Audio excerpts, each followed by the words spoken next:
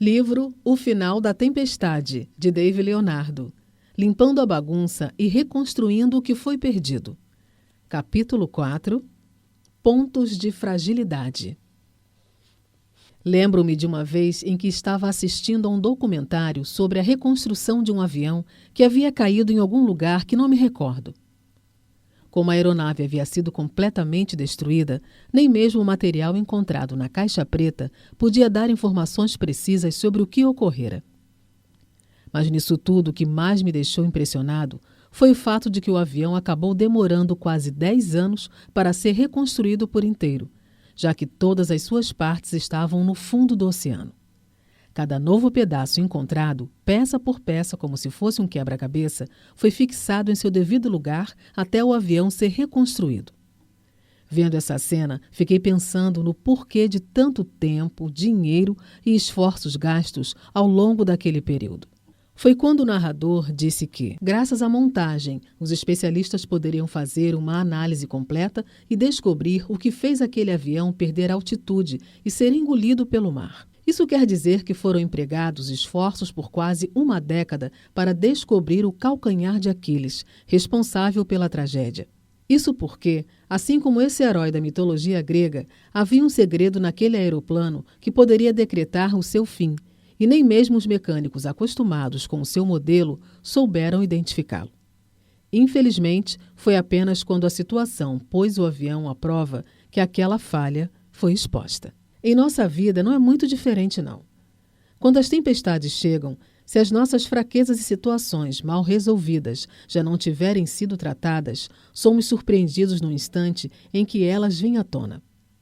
Ainda assim, o pior de tudo é que quase sempre acabamos enterrando as fragilidades, o que dá uma falsa sensação de que elas sequer existem. Porém, basta um vento mais forte para que, em fração de segundos, tudo desmorone.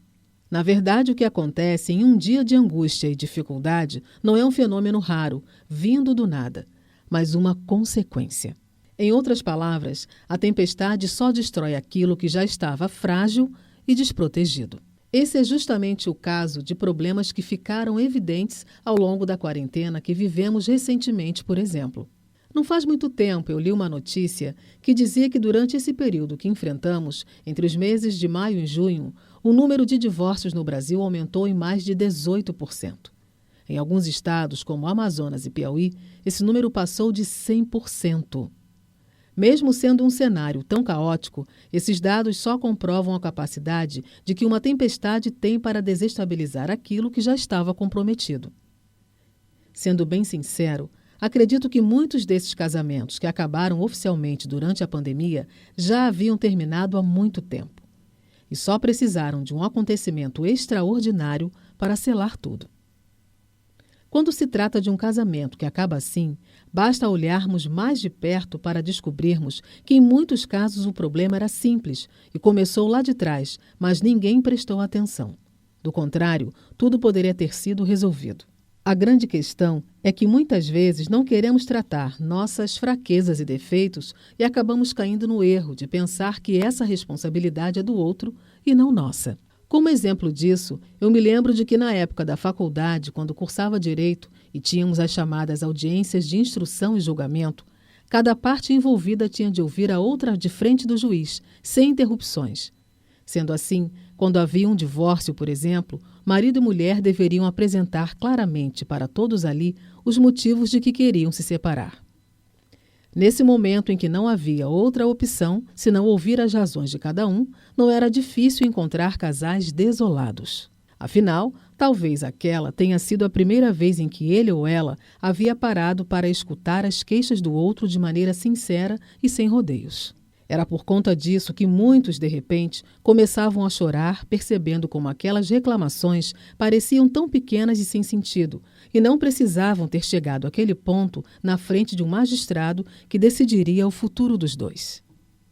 Nesse sentido, é muito triste compreender o quanto nós, seres humanos, muitas vezes só enxergamos a raiz dos nossos maiores problemas quando os estragos são irreversíveis. Durante um processo de separação, pode ser que o casal se arrependa e aquela situação tenha fim, mas não é sempre isso que acontece. No entanto, se essa conclusão parece tão óbvia, Por que tantas pessoas continuam insistindo em erros ou deixando detalhes importantes de suas vidas para serem resolvidos depois?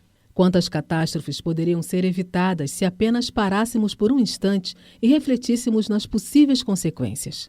Quando entendi isso, passando por algumas experiências muito dolorosas, cheguei à conclusão de que algo precisa ser feito antes do vendaval. Evidentemente, devemos nos preparar antes que ele chegue, mas não pode parar por aí. Temos de analisar a nossa vida constantemente. Em outras palavras, de maneira intencional e antecipada, precisamos encontrar nossas fraquezas. O problema é que quando elas se tornam uma pauta a ser tratada, alguns acabam fugindo, ignorando ou se desesperando. Porém, lá no fundo, gostando ou não de tocar nesse assunto, todos sabemos aquilo que nos atinge profundamente de um jeito ruim. Sejam pecados, falhas de caráter, erros que decidimos ocultar ou medos, inseguranças e por aí vai. A questão é que grande parte de nós não foi ensinada a expor nossas dificuldades e nos abrir para a ajuda. Fomos treinados a esconder nossas vulnerabilidades com a justificativa de que nos tornamos mais fortes. A verdade é que ninguém gosta de admitir que é frágil, ainda mais hoje em dia. Uma rápida olhada nas redes sociais de qualquer pessoa nos apresentará belas paisagens, dias ensolarados, sorrisos, lindos pratos de comida e tantas outras imagens que remetem a uma vida perfeita.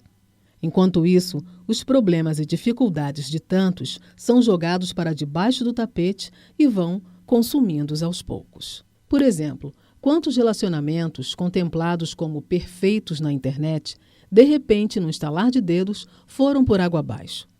Por conta de situações como essa, associadas a tantos casos de depressão e ansiedade, eu diria que um dos maiores problemas da nossa geração é o culto à vida online e real.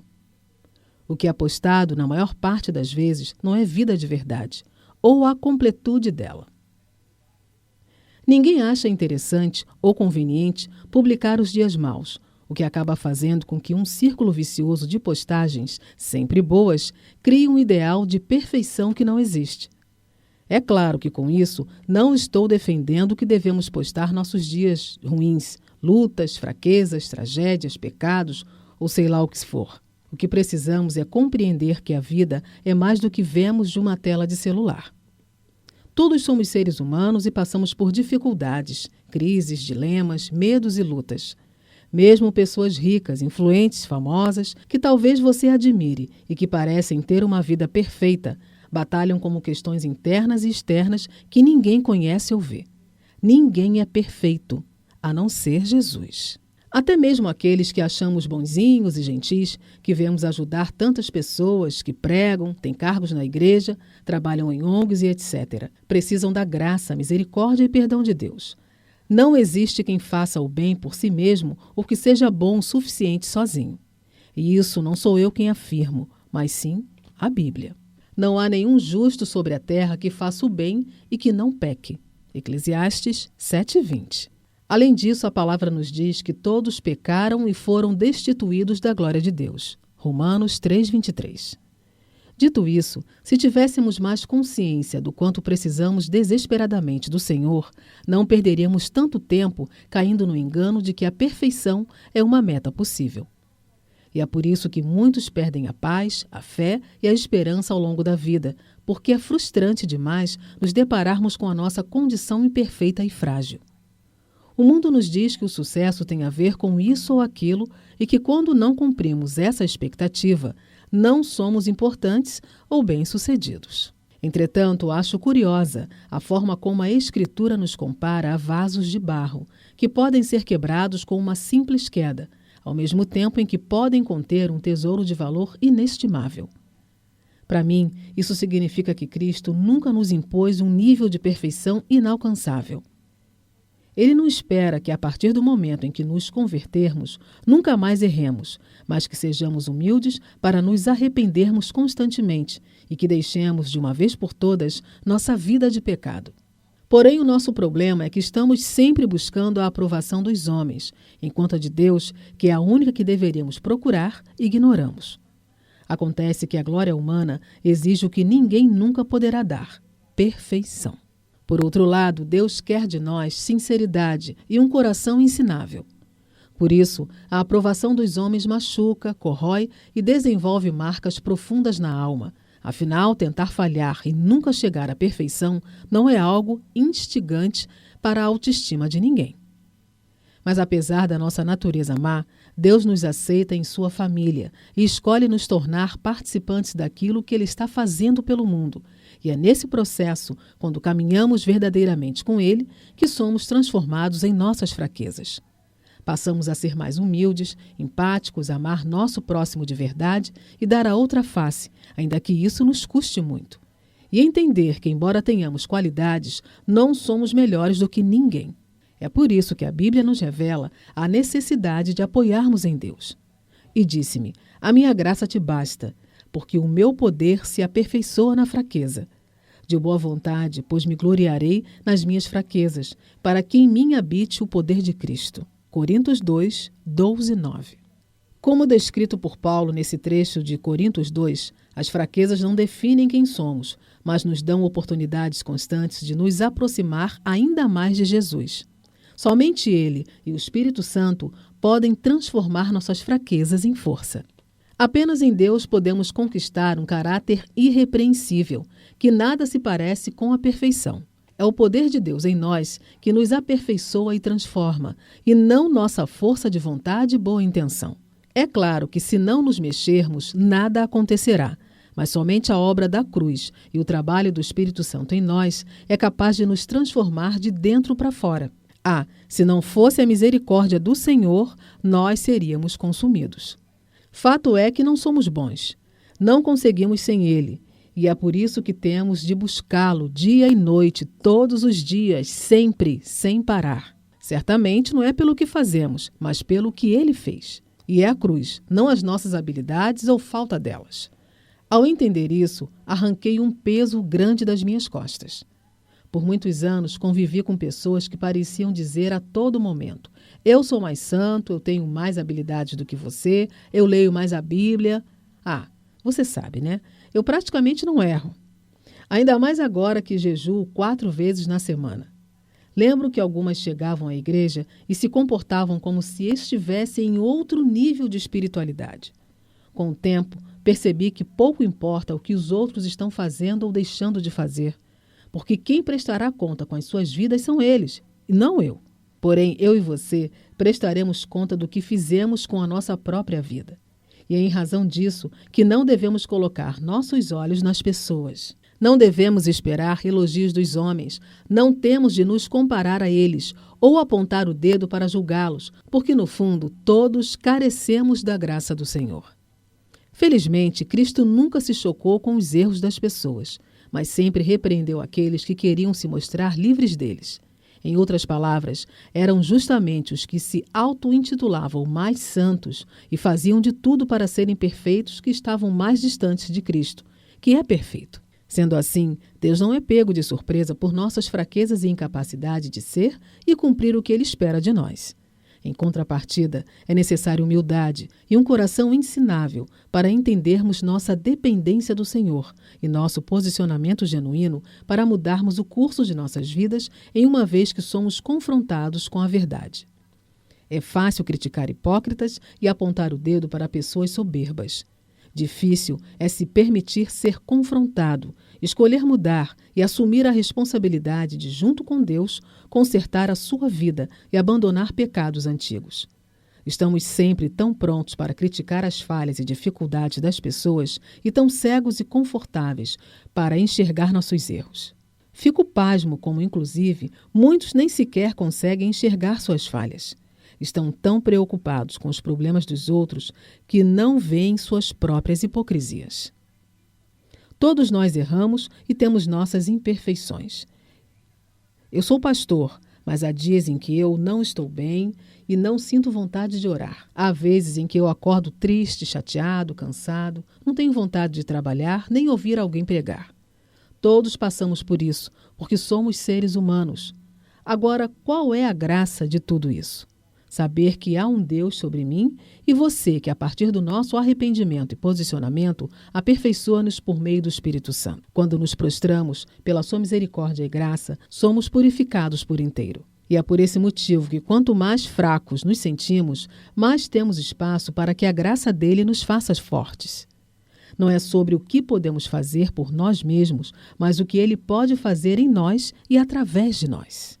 Porém, antes de sermos transformados por Deus, somos confrontados com a verdade em relação ao que temos de mudar. Isso significa que antes de corrermos em direção à mudança, precisamos reconhecê-la e assumir que ela necessita acontecer. Por isso, é tão importante nos analisarmos constantemente. Ei, seguramente há perdão do Senhor para você. Há uma chance para a sua história, mas antes do perdão ser liberado, você deve reconhecer a queda, confessar o erro e se arrepender. Quando fizer isso, levante de novo e sacuda a poeira, porque ainda existe um longo caminho para ser percorrido e novas tempestades surgirão para testar o seu aprendizado. Se cair novamente, as Escrituras nos garantem que o Senhor é poderoso para nos levantar. Salmos 37, 24. Por outro lado, se você está de pé, cuide para que não caia. Coríntios 1, 10, 12. Não se distraia, fixe os olhos no alvo. Por fim, encerro esse capítulo lhe dando uma dica. Escolha 5 amigos mais sérios, sábios e maduros na fé do que você. Conte para eles a respeito dos seus medos e de tudo aquilo que pode tirá-lo da presença de Jesus. Peça ajuda. Eles orarão por você em seus instantes de fraqueza e estenderão a mão caso você caia. Ainda por cima, estarão vigiando e ajudando você em todo o tempo. Eu sei onde posso falhar e você também sabe. Logo, não se permita distrair com aquilo que é capaz de roubar de você o que Deus fez e está fazendo na sua história. Tampouco vacilar exatamente naquele ponto do qual o Senhor tem guardado o seu coração. Eva, no jardim do Éden, não começou com uma fruta na mão, nos olhando e cobiçando o fruto proibido. A Bíblia nos revela que Satanás se fez serpente e questionou a ordenança do Senhor para não comer os frutos da árvore no meio do jardim. E foi quando Eva escolheu dar ouvidos e mirar no que era proibido. Quando ela focou justamente naquilo que não deveria nem chegar perto, é que a queda do ser humano teve espaço. Gênesis 3.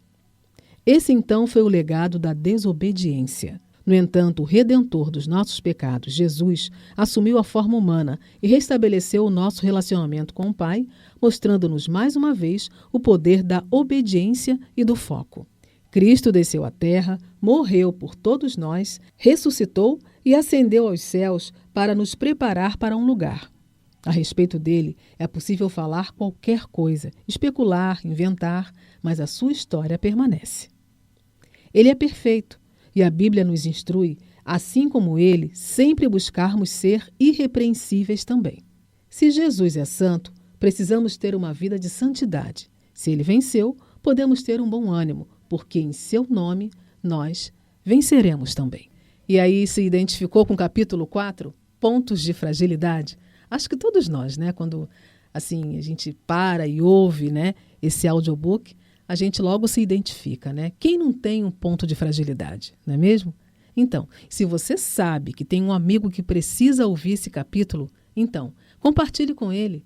Se você achar que deve, comente no canal o que você achou do capítulo e, ao mesmo tempo, se sentir à vontade, se inscreva aí, tá bom? Olha, o capítulo 5 também vai estar, assim, fortíssimo.